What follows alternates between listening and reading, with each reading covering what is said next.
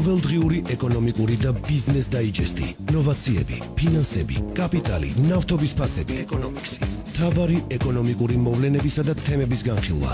ეკონომიქსი, რადიო იმედის პირდაპირ ეთერში, ირმა ებრალიძესთან ერთად.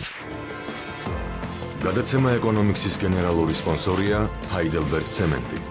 შენობის სიმყარეს ცემენტის ხარისხიც განაპირობებს. თუ მშენებლობას იწყებთ, Heidelberg Cement, უკეთესი მშენებლობისთვის. გადაცემის სპონსორია ლუდსახარში ზედაზენი. ქართული ლუდის კომპანია ზედაზენი და გერმანული ლუდსახარში ბიტბურგერი წარმოგიდგენთ. პრემიუმ ლუდს, კიუნიკ პილსნერი. კიუნიკ პილსნერ. დაგვირგვინე წარმატებული დღე. ბიზნესისა და ეკონომიკის სიახლეებით ეთერში ეკონომიქსის სტუდიაში ირმა ებრალიძე მუშაობს. კიდევ ერთხელ მოგესალმებით. პროფკავშირები მზად არის ზესტაფონის სფეროს შენადნობთა ქარხნის ხელმძღვანელობასთან მოლაპარაკებები დაიწყოს. ჩვენ ახლა საშუალება გვაქვს პირდაპირ ეთერში გავესაუბროთ პროფკავშირების თავმჯდომარის ირაკლი პეტრიაშვილს. ბატონო ირაკლი, გამარჯობათ. გამარჯობა, მოგესალმებით. მადლობა, რომ მონაწილეობთ გადაცემაში. ბატონო ირაკლი, თქვენ მალევე გამოეხმაურეთ ჯორჯიან მანგანეზის მოწოდებას მოლაპარაკებებთან დაკავშირებით. რა პირობებით აპირებთ მოლაპარაკებებზე წასვლას? ან რა არის თქვენი მთავარი მოთხოვნა? კიდევ ერთხელ. მოთხოვნები ადმინისტრაციისთვის, ხელმძღვანელობისთვის ცნობილია, რაც შემოსამსახურებმა და ადგილზე პროფკავშირებმა წარუდგინეს მათ. უბრალოდ ამ მოლაპარაკებებს ხელს უშლიდა იგივე ხელმძღვანელობის განცხადებები, რომ ისინი პროფკავშირებთან არ დაილაპარაკებდნენ ამ თემებზე. საბედნიეროდ ალბათ საბედნიეროდ როგორც ხედავთ მათ განაცხადეს, რომ მზაობა გამოთქვეს ამასთან დაკავშირებით. მიუხედავად უამრავი შეურაცხყოფელი და განცხადებებისა, რომელიც ეს მიმართ გავრცელდა, ჩვენთვის ახლა პირად ემოციებს ბუნებრივია არ ავყვებით, იმიტომ რომ ამის უკან ხალხი დგას, ხალხის მოთხოვნებია, დასაქმებულების პრობლემებია, თქვენთვის ცნობილია, რომ სამი ჩვენი წევრი გადაყვანილი იქნა საავადმყოფოში შიმშილობის ესე ვთქვათ აქციიდან გამომდინარე და ბუნებრივია ჩვენთვის მნიშვნელოვანია როგორც დასაქმებულთა უფლებები, ისევე ამავე დროს დაუშვათ ის რომ კომპანია გამართულად მუშაობდეს და ბუნებრივია ამ კომპანიის გამართულ მუშაობაზე ქართული ეკონომიკის და ბიუჯეტის ნაწილია დამოკიდებული, რაც ასევე მნიშვნელოვანია. მიუხედავად ფაქტია, რომ გართულდა სიტუაცია და მზად ხარ თუ არა გარკვეული კომპრომისისთვის, ანუ შესაძლოა, რომ ყველა წინადადებაზე არ წამოვიდეს ადმინისტრაცია. რაიმე კომპრომისისთვის ხარ თუ არა მზად და შესაძლებელია, რომ დღევანდელი დავშოთ შეხვედრა კვლავ უშედეგოდ დასრულდეს. მე მინდა თქვენს და საზოგადოებამ ზუსტად იცოდეს და უშუალოდ რას ნიშნავს კომპრომისი და რის იქით შეიძლება წასვლა, რის იქით არ შეიძლება წასვლა. ფაქტი არის ერთი რამ, რომ დაუშვათ ეს მოთხოვნები თვითონ პროფკავშირების გაერთიანებას არ წარუდგენია. მე პირველად ვაცხადებ თქვენს ეთერში, აქამდე ვიღებდი ყველა დაუშვათ ესე ვთქვათ შეურაცხყოფებს, რაც ჩვენი მისამართით იყო, რომ ჩვენ ვაბუნტებდით ხალხს და არასდროს არ მithქვამს, რომ ეს იყო დასაქმებულთა ინიციატივა მხოლოდ და მხოლოდ. ეხლა პირველად ვაცხადებ ამას და ბუნებრივია ეხლა მიუხედავად იმისა, რომ ჩვენი დამოკიდებულებას განსხვავებული იყო იმ მოთხოვნებთან დაკავშირებით და ჩვენ ყოფილიყავით თავიდანვე ჩართული სხვაგვარად წარმოადგენდით ამ მოთხოვნებს, ჩვენ ვიყავით დასაქმებულთა გვერდში და ბუნებრივია, შეიძლება ითქვას, რომ მძევალი იმისაა, რაც დააყენეს დასაქმებულებმა, რომ მათი უფლებები არ ყოფილიყო შევახული და ბოლომდე ჩავყევით.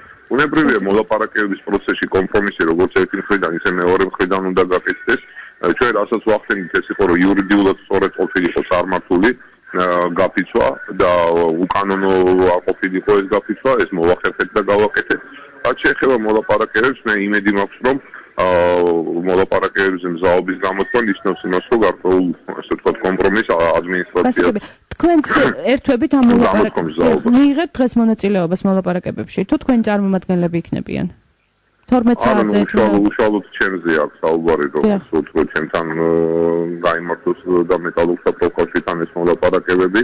მე ხო ვიმყოფები ქუთაისში პარლამენტში, იცით თქვენ რა პროფკავშირებთან დაკავშირებული საკითხებზე მიდიჯელობა და 12 საათზე უკვე ვიქნები დასაქმებული.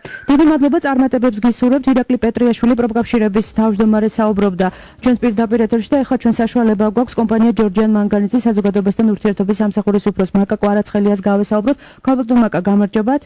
გამარჯობათ. მადლობა რომ მონაწილეობთ გადაცემაში. მე არ ვიცი თქვენ მოისმინეთ თუ არა ის განსხვავება. სამწუხაროდ ვერ მოვისმინე, რაფერი ვერ გავიგე, იმედი მაქვს შემდეგ მოვახერხებ მოსმენა. დიახ, მოკლედ მე გეტყვით მოკლედ, ანუ ის მოთხოვნები რაც იყო დასაქმებულების მხრიდან კვლავ ძალაში რჩება, როგორც ირაკლი პეტრიაშვილმა განაცხადა, თუმცა აქვე მზად არის პროფკავშირები გარკვეულ კომპრომისზეც წავიდეს, რა თქმა უნდა, დასაქმებულების ინტერესებიდან გამომდინარე. მე მაქვს თქვენთან შეკითხვა, რატომ თქვენ რამდენიმე დღის წინ კატეგორიულად აცხადებდით, რომ არაპირებდით დაუშვათ ესეთი ულტიმატუმებზე წამოსულიყავით და მოლაპარაკებები გაგემართათ. რატომ შეიცვალა სიტუაცია და ხართ თუ არა თქვენც ასევე მზად, რომ გარკვეული კომპრომისზე წახვიდეთ, რომ სიტუაცია გამოსწორდეს? იმის გათვალისწინებით, რომ ჩვენი თანამშრომლების მდგომარეობა რთულდება დღითი დღე, ჩვენ მათ ძალიან ვხელავთ და მათ მიერ მიყენებული ზიანი ყოველ საგაფიცო დღესთან ერთად მატულობს. და ჩვენ შეშფოთებას იწვევს შემჩილე თანამშრომლების ჯანმრთელობის მდგომარეობას. მხოლოდ ეს არის იმის მიზეზი, რომ მზად ვართ, რომ რაღაც შეხვედრა გავმართოთ პროკავშირის წარმომადგენლებთან, იმისაც რომ დაუყოვნებლივ შეწყდეს გაფიცვა და ზესტაფონის სფეროშენადნოთა ქართლის თანამშრომლები დაუბრუნდნენ სამუშაო ადგილებს და ეს დანარჩენ სახე დეტალებს ალბათ, ამ დეტალები ალბათ შეხვედრები იგივე ხელფასების ზრდის საკითხი და ასე შემდეგ იყო მთელი რიგი მოთხოვნები, დეტალურად მოხდება მათი განხილვა თქვენ ახლა უარს ამბობთ, რომ ხელფასები არ გაიზრდება.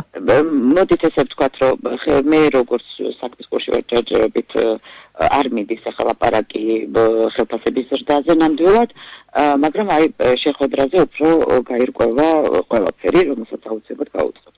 12 საათზე დაიწყება თუ არ ვცდები ეს შეხვედრა? მე როგორც ვიცი ეგრე არ ვიცი. დიდი მადლობა წარმატებებს გისურვებთ და იმედია რომ დღევანდელი შეხვედრით ზესტაფონის სფერო უკვე განაახლებს მუშაობას.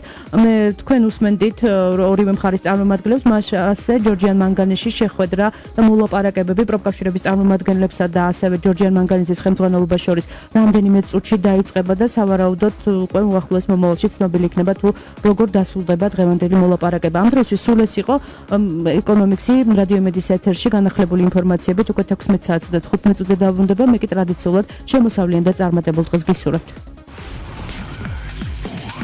ყოველდღიური ეკონომიკური და ბიზნეს დაიჯესტი, ნოვაციები, ფინანსები, კაპიტალი, ნავთობის ფასები, ეკონომიქსი, მთავარი ეკონომიკური მოვლენებისა და თემების განხილვა. ეკონომიქსი, რადიო იმედის პირდაპირ ეთერში, ირმა ებრალიძესთან ერთად.